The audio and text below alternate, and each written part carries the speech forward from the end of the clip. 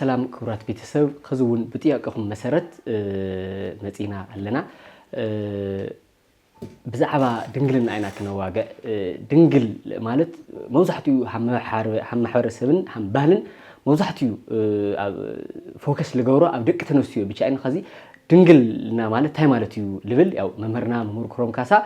ብለሐለፈ ጽቡቕ ለኾነ መልሲ መልሶምና እዮም ደጊምና ኸዝውን ልዝ ነገር ዚ ኸይና አግናዮም ለና አሽሜር ዩቲዩብ ሰብስክራይብ ሼር ላይክ ላጎርኹም ለኩሉ ይሰብል ክባጻሕ ገውርና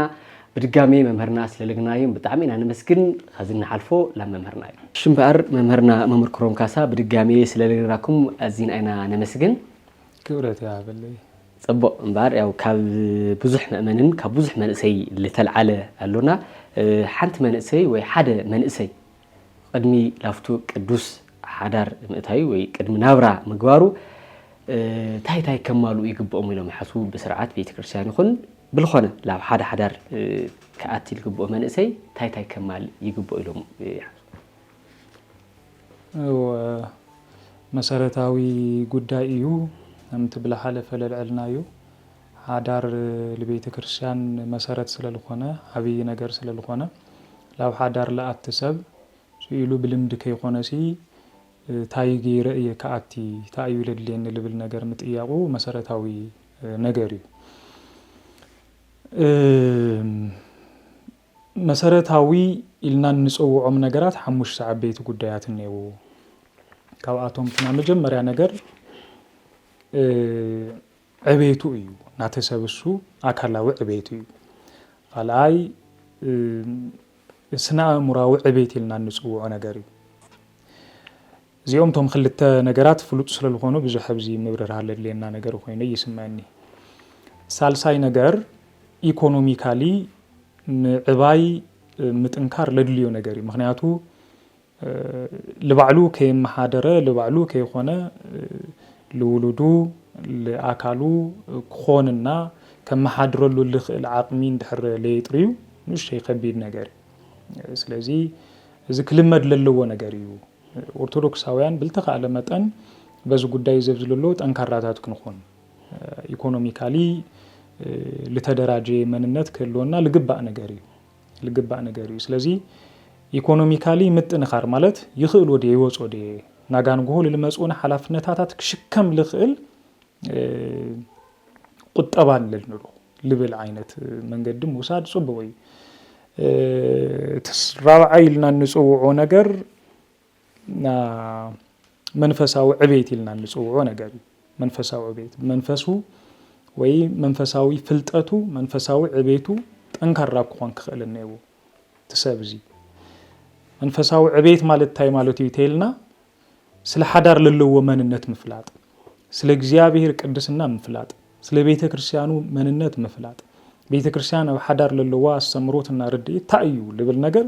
بسفيحو كرداء كخلنيو كفلت كخلنيو زي كيف فلت ازو ويلا حدار تاتيو منالو ز حدار زي ناغانو غو فتنا كبصحو كلو لتفتناسو تايو مفتحو ويلو ملاش كجمر افت حدار سو لاتولو للتلعلو غونصታት للتلعلو حدا ነገራት ካብ ደገል መጽ ጎንጽ ምን ነው ካውሽጥ ለመጽም ጎንጽ ነው ጎንጺ ጸገማት ካብ ግጭታት ካውሽጥ ብቻ ይሆን ይልመጹ ካብ ሰብአይ ካብ ሰቤት ብቻ ይሆን ይልመጹ ካብ ደገል ይመጹ ካብ ደገ ክንብል ከለና በገዛ ርዕሱ ካብ ቤተሰብ ክመጹ ኽእሉ እዮም ቤተሰብ ካብ ላይ ሆነ ካብ ኻሊ አካል ለክመጹ ኽእሉ ቀሊል ነገር ይሆነ አሳሕት ሰብ ግጭት ለመስሎ ካውሽጡ ብቻ ብዙ ግጭታት እንደውም ካውሽጥ ይሆን ይልመጹ ደጋው ለሆነ ነገራት እዮም ላውሽጥ ያአቲሞ ናውሽጥ ካሉ ኮን ይገብሩቶም ግጭታት ሳቶ ማለት ስለዚህ ነገር ዘብዝልሎ ጥንቃቄ ምግባር በጣም ወሳነ ነገር እዩ መንፈሳዊ ዕቤት መንፈሳዊ ጥንካርና ብርትዕ ይድልዩ እሱ ተለያህልዩ በህመይክ ተፈትሆ በህመይክ ትርድኦ ክትፈልጡ አምትብል ሐለፈ ለልዕልናዩ ቤተ ክርስቲያን ኣብ ዙሪያ ዘብዝልሎ ታይት ብሊልኻ ምርድኡ ጽበው ተተኻይሉ ስልጣናታት ሙሳድ ትምርትታት ሙሳድ እዚ ለምልከቱ መጽሐፍትታት መንባብ መምህረንሳ መምኽኻር ዚዮም ቶም ወሰንተ ነገራት እዩ ስለዚህ ታይልና አካላዊ ዕቤት ይልና ኻልአይ አእምሮአዊ ዕቤት ይልና ሳልሳይ ኢኮኖሚካሊ ወይ ቁጠባዊ ዕቤት ይልና ተኻሊ መንፈሳዊ ዕቤት ይልና አልዕልና የምኔና ዚዮም መሰረታው ለባህሉ ጉዳያት እዮም ኣብ ሓዳር ውሽጢ ልለሎ ተኣትል ልደልሰብ ከማልኦም ልግብኡ ነገራት ኢልና ካብ ንጽውዖም ኸይድታት ቶም መሰረታዊ ኢልና ንጽውዖም ኸይድታት እዮም ያው ና አምራው ዕቤት ልበልናዮ ነገር ግልጽ ስለልኾነ ብዙሕኡ ምትንታን ለድልዮ ነገር ይኾነ ግንታ እዩ መብዛሕትኡ ግዜ ሰብ ከይበሰለ ላብ ሓዳር ይኣቲ በእምሮ ጠንካራ ከይኾነ ላብ ሓዳር ይኣቲ ልልመጽዎ ነገራት ብደገ ልልመጹ ካልኦት ጸገማት መፍትሒ ይስእን ማለት እዩ ኣካላዊ ዕቤት ልበልናዮም ተመሳሳሊ ብልኾነ መልክዑ ማለት እዩ ብዕድመ ምዕባይ የድሊ እዩ ዕድመ ልቲ ግዜሱ ልኾን ዕድመ ዶ በጽሕ ይኾን ማል ይድሊ ግን ዕድመ ብቻ ተይልኻለ ለኻሊእ ነገር ይልኾን ምክንያቱ ኣካላዊ እምት ልበልናዮ ሳይኮሎጂካሊ ምብሳል ይድሊ እዩ ኢልና ልዕልናዮም ነገራት ስለለለዎ እሞ እዚኦም ቶም 4 ነገራት እዚኦም መሰረታዊ ጉዳያት እዮም እሺ ጽቡቕ መምህር ያው ምዚኣ ለኣትሕዝ ዘቢሎም በተለይ ብማሕበረሰብን በባህሊ መብዛሕትኡ ልረአ ኣብ ድንግልና ልልወርዲት ኣብ ጓልተንሲት ብቻ እዩ እዚ ከመይ ልረአ ማለት ኣብ ጓልተንሲት ብቻ ድንግል ተባሂላ ክትብል ኣብ ደቂ ተባዕትዮ መብዛሕትኡ ኣብ ክህነት ለለይን በይ ቱ ኻሊእ ሰብስ ቱ ኻሊእ ሎ መንእሰብ ቱ ኻሊእ ሎ ሰብ ድንግል መብዛሕትኡ እንትን ኣይግበሪ ኣይጭነቅና ግን ሃም ባህሊ ናብ ደቂ ተንስቲ እዩ እንትን ልግበርና ሃም ቤተክርስትያን ለ ሃም ልክዕ ኢሎም ዶ እዚ ከይሓስቡ መብዛሕትኡ ልጓል ብቻ ለምንታይ እሳ ድንግል ክትኾን ትጽቢት ይግበር ያው ድንግልና ብዙሕ ግዜ ንሪኦታ እዩ ሰብ ስጋው ድንግልና ብቻ ይልሪ ወይ ምስ ማይተመ ድንግልና ምስ ምግሃስ ለምግሃስ ለምልከቱ ነገራት ብቻ ይልሪ ና ነፍስ ድንግልና ይላል ቤተ ክርስቲያን ትጽውዕ ነገር እኔ ና ነፍስ ድንግልና ስለዚህ ክልተ ነገራት የኒዋታ ና መጀመሪያ ና ነፍሲ ታኻለይቲ ና ስጋ ድንግልና ተምልከት ነገር ግን ሓደ ሰብ ና ስጋ ድንግልና ና ነፍስ ድንግልና ገንዘብ ክገብር ይኽእል እዩ ሓደ ሰብ ና ስጋ ድንግልና ገንዘብ ገይሩ ና ነፍስ ድንግልና ግን ገንዘብ ልከይገብር ይኽእል እዩ ሓደ ሰብ ና ነፍስ ድንግልና ገንዘብ ገይሩ ና ስጋ ድንግልና ለለ ገንዘብ ልከይገብር ይኽእል እዩ ነነጽረን ና ስጋ ድንግልና ክንብል ከለና ታዩ ለምሳሌ همت نفلتو دنجليو دنجليا ركابي سجا أي فتسمي ركابي سجا أي فتسمتي سلزي دنجليو بتكليل موسوو كفتسم يخليو نولو نجرجن دنجل سلول خونة ترح دنجل سلول خونة ترح تكليل فتسم جنيه بحالي بسجا دنجليو نا نفس دنجلنا لجنيليو سلازي دنجل لها اللي تاي يكبر مسمى مرن الساخة يجانا مجمرة تايو دنجل قاتو خوانا زموت قالي فتسمت خوانا خلوت حتى جنفتي مكوانا خيلي سلازي نفسه قدستي لكتخون نسوه لكون دنجل كوانا نفس دنجلنا جنزل الجبر خلوت حتى تاي يكبر خيلني كنازز خيلني حتى كنازز خيلني تحرز سوزت هاي خويني بحال بسجام بنفسم دنجل خوينو نولو بنفسم بسجام بنفسم دنجل خوينو دنجل بسجا بنفسي بهلينا إلنا نسوع ما أملاكها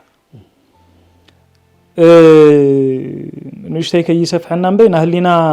دنجلنا لسبب جنزب مقبار بتعمل خبر نجاريو تعمل خبر نجاريو زجن لما يتحشن تسقعيو هفتايو إلنا نسوع أبسوات كون كلوجن خالي تقري قدم حزل الفتسام وبدلي خالي نجاراتي نسها أتيو مسمى مرن السوء تنجاجيرو نسوه كون كخلني وحتى أتو يقرأ بالكخلني ومالتي إذا تنام جمري أنا سجادين قلنا إلنا نسوع أنا يا تخال أي بسوقو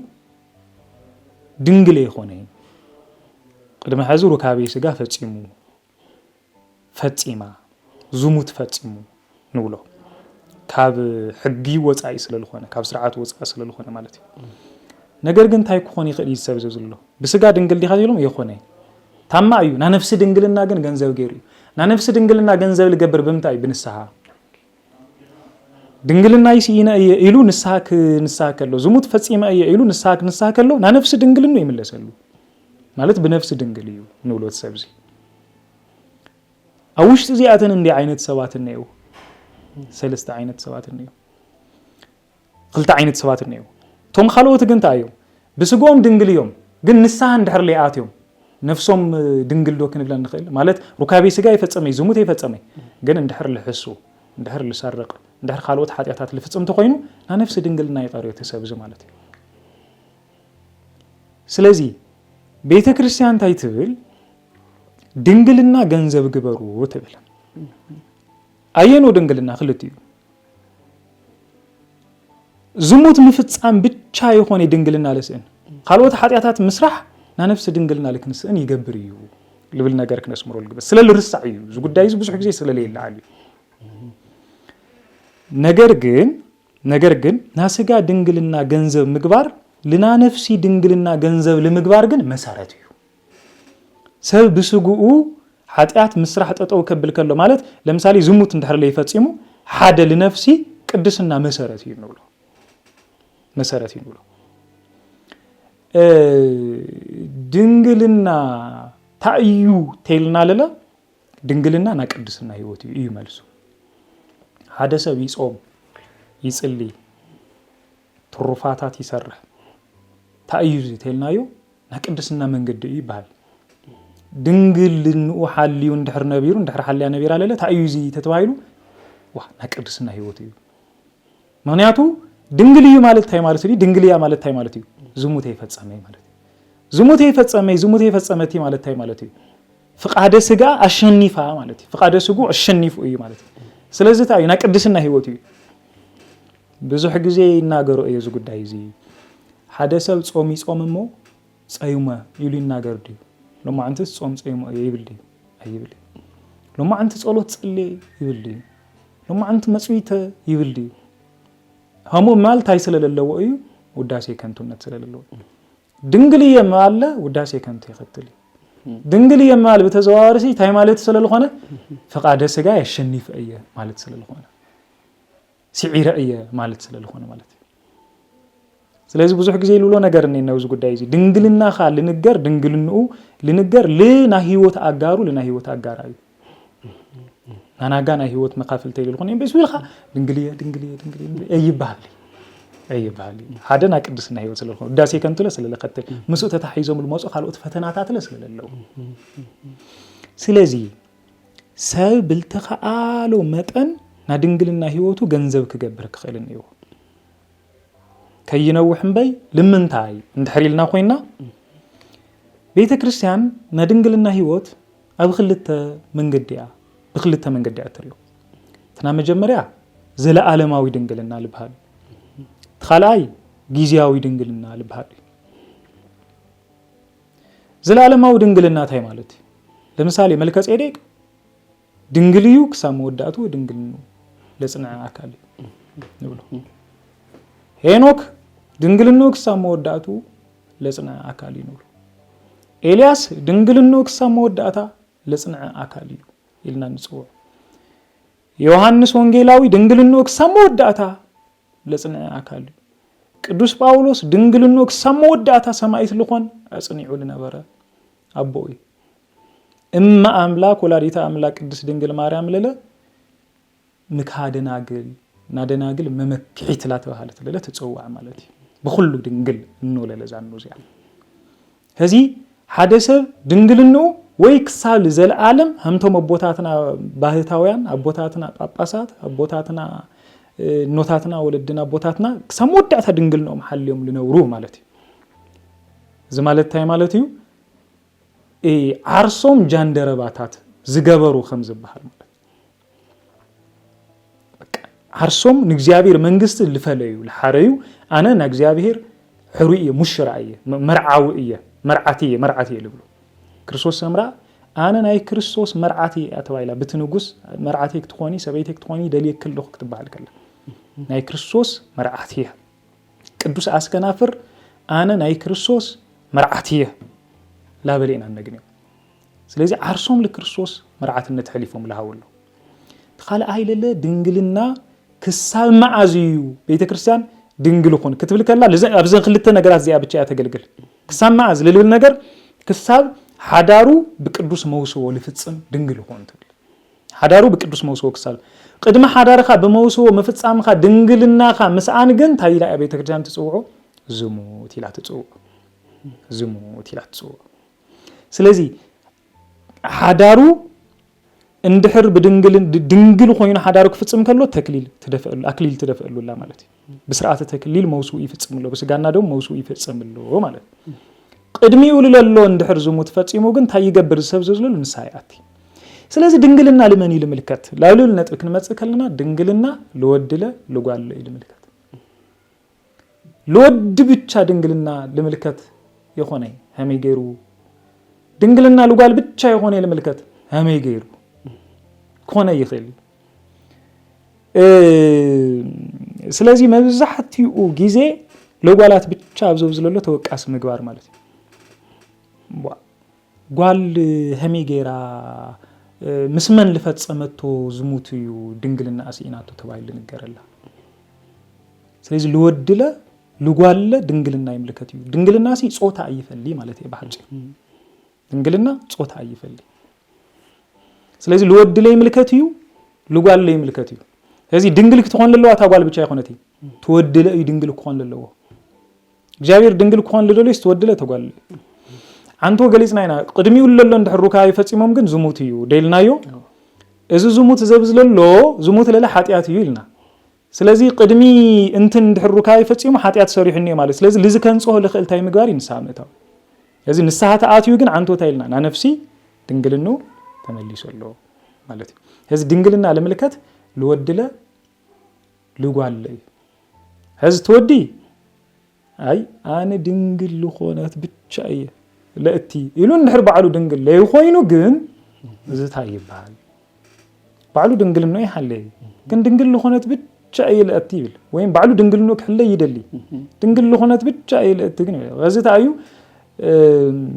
ትጸገም ፈጢሩ ለሎ ድንግል የለእት መዋሉ የሆነ ጸገም ልከይህሎ ኸሊ ድንግል የለእት መዋሉ ነገር ግን ባዕሉትና ድንግልና ህይወት ገንዘብ ከይገበረ ለሐለ ክርስቲያን ኮይና በስጋና ደሙ በኻሊ ዓርሳ አሲራ ለሐለይት በቅድስና ህይወት ለሐለይት ኸይዲ መምስመምረን ሳንት ለኾነ ጊዜ ድንግል ብለይ ሙኻና ሐዲገያ እንድሕር ልብልቱ ኮይኑ እዚ ልምንታይ ኢለልዕሎ ለለኹ በሓደ ይጸንሑሞ ሕጋ ይወስዳ ድንግልና ሕጊ ይባሃል ሕጋ ወሲድዋ ክባሃል ሰሚዕኩም ትፈልጡ ይኹም ተመሳሳለ ሓዳር ልገበረ ሰብ ለለ ሕጋዊ ክባሃል ሰሚዕኩም ትፈልጡ ይኹም አቡሊ ኪዳን ና ድንግልና ሕግ በጣም ከቢድ ሕጊ ነይሩ ሓንቲ ሰበይቲ ድንግልና አተሲኢና ካብ ከተማ አውጽኦም በእምን ቀጥቂጦም ይቅተልዋ ይልብልተና ሕግ መጻሕፍቲ ድንግልና በጣም ከቢድ ነገር ከቢድ ቀሊል ነገር ይሆን ንሕና ስለነቅሎ የብዘመና ለለና ሰባት ምንም ሎምኮ እግዚአብሔር ይቅረይ በለና እንበ ታትገውሪ ይኸ ድንግልና ክሳብ ሕዝ ድንግል ይኸ መሕፈሪ መስሐቅ ይባል ታትገውሪ ይኸ ድንግልና ክሳብ ሕዝ ድንግል ይኸ መን ካምነካ ያምነካ ድንግል የተይሉ ሎም ይሰብ መን አምኖ ድንግል የተይላ መን ያምና ያምነኪ አትባል ያምነኪ ይሉላ እዚህ ድንግልና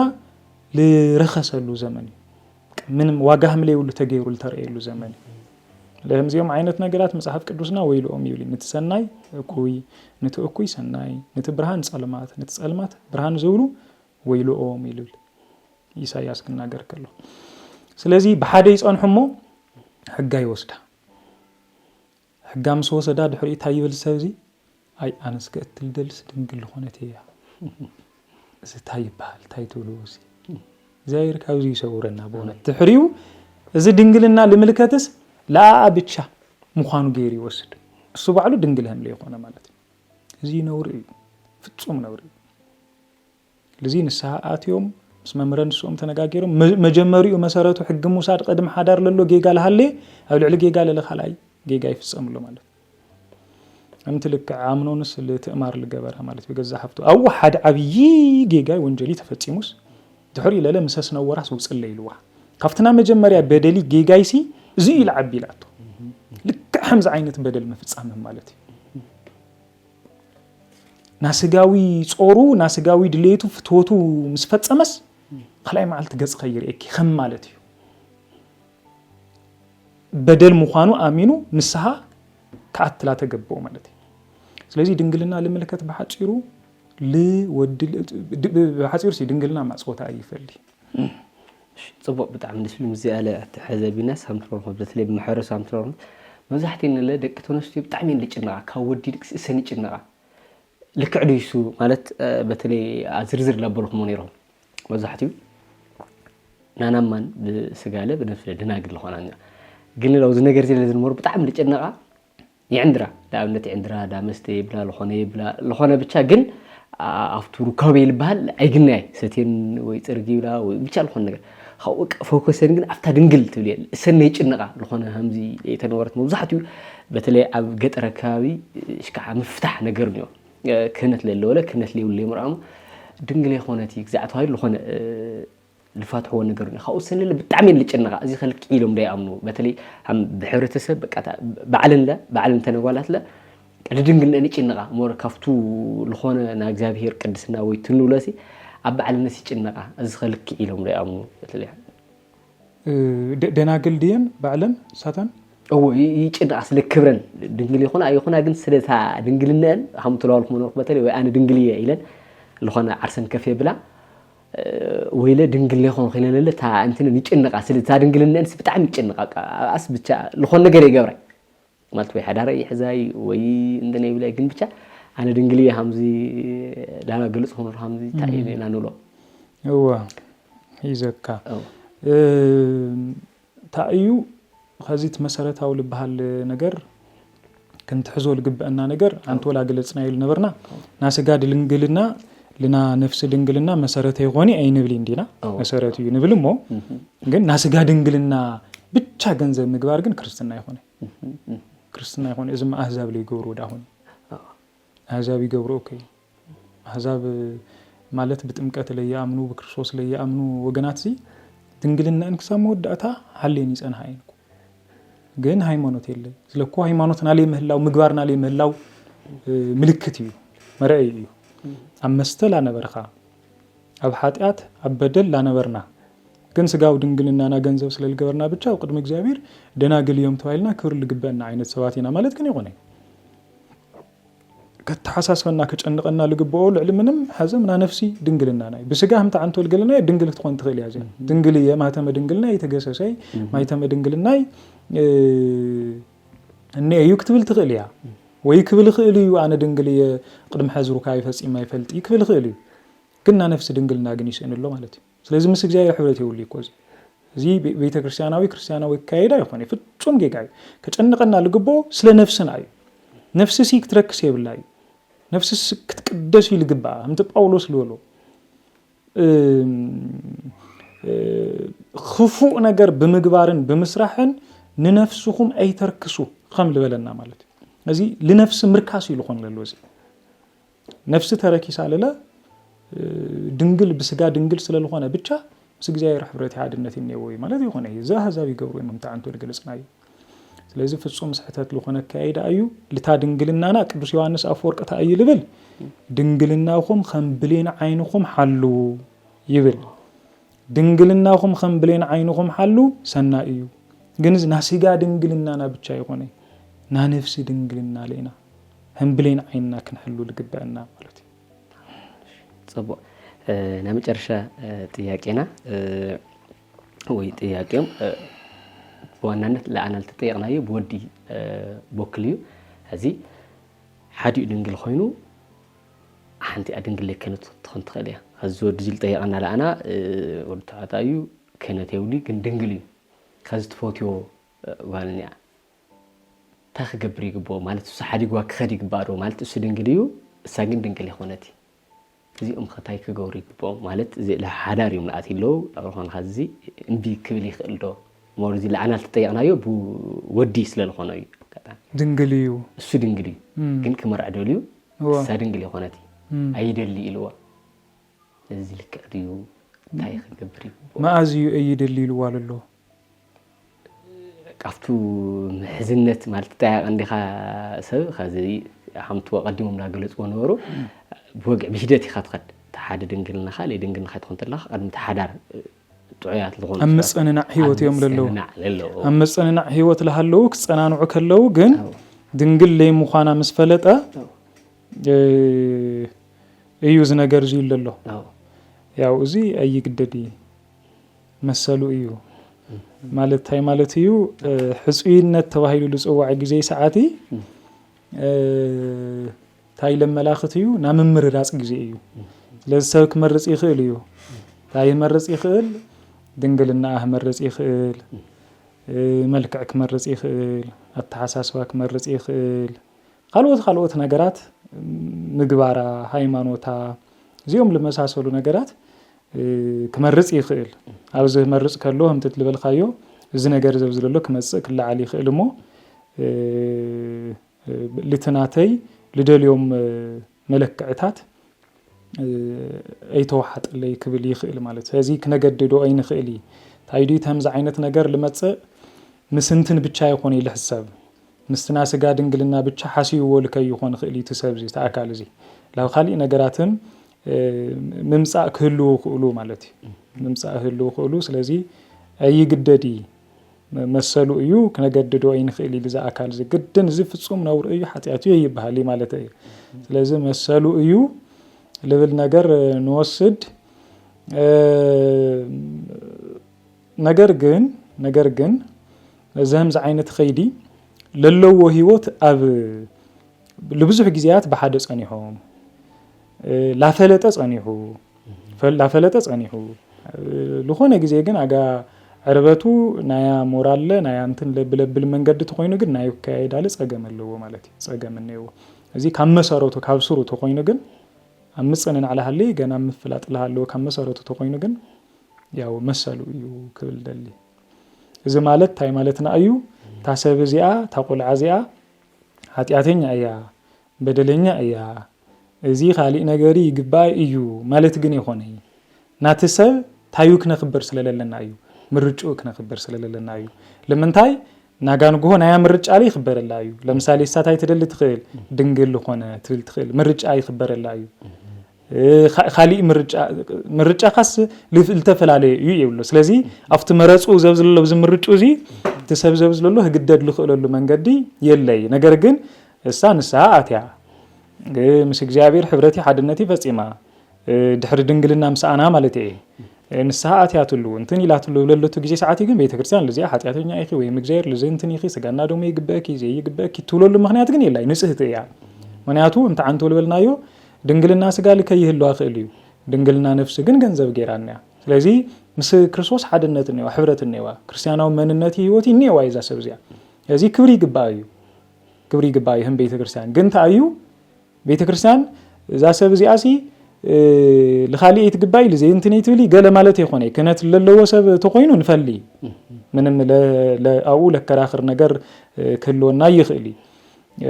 እንድሕር ምርጫ ተኾይኑ በኻሊእ መንገድታት ሓደ ሰብ ድንግል ኾይኑ እንድሕርሳ ምርጩ ተኾይና ግን ኣይግበእኪ ስኽ ድንግል ይኾን ኸም ሞይ ትበሃሊ ከዚ ግን ታይ ታፈላላይ ፈጢራለላ ናቲ ሰብሱ ምርጫ ላይ ምዃና እዩ ሕዝሊ ተሰብሱ ትክክሊኻ ትክክል ይኾን ኻይክን ብሎ ይንኽእል ማለት እዩ ንሰሉ እዩ ማለት ይኸዝ ንሰሉ በተለይ በስርዓት ቤተክርስቲያን ከዚ ከምዚ መብዛሕትኦም በተለይ ኣብ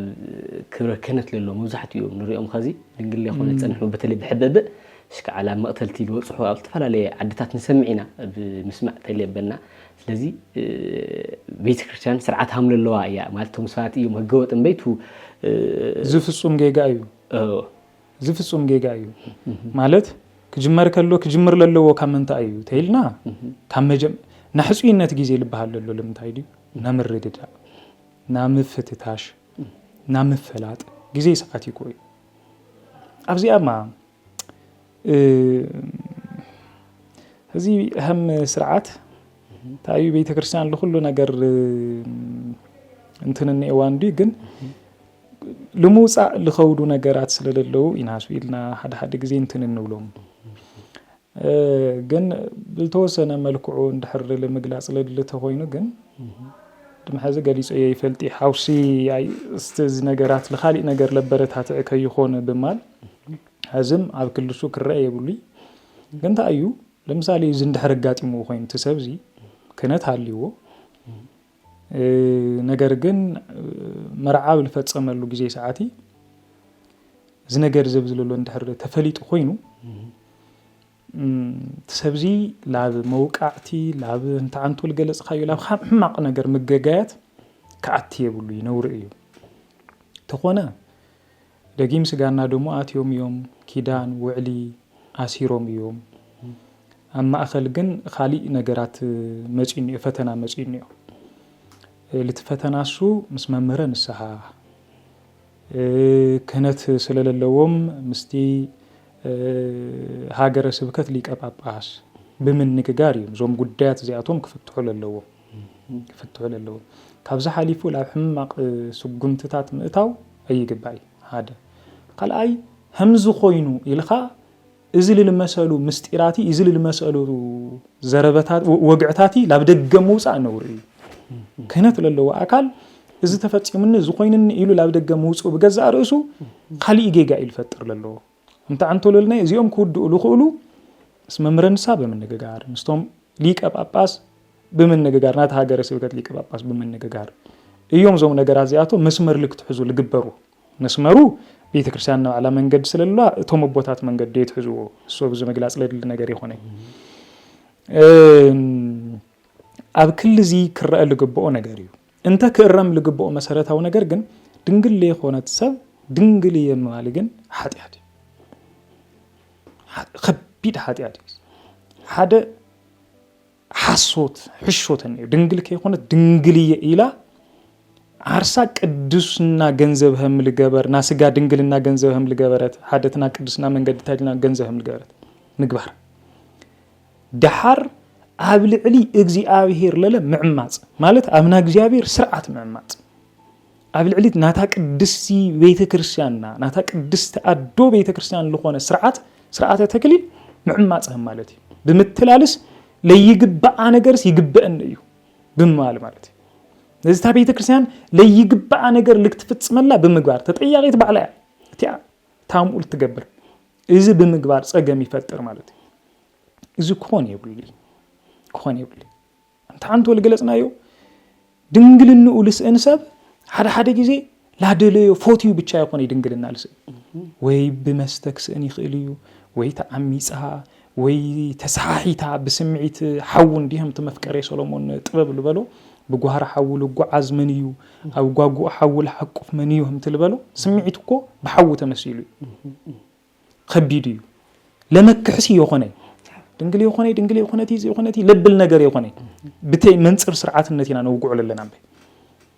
እንድሕር ድንግልና አሲና ድንግልኑ ተሲኑስ በቃ ቤተ ክርስቲያን ናብዓልኸ ጉዳይ ላስ ኣይተፋኑ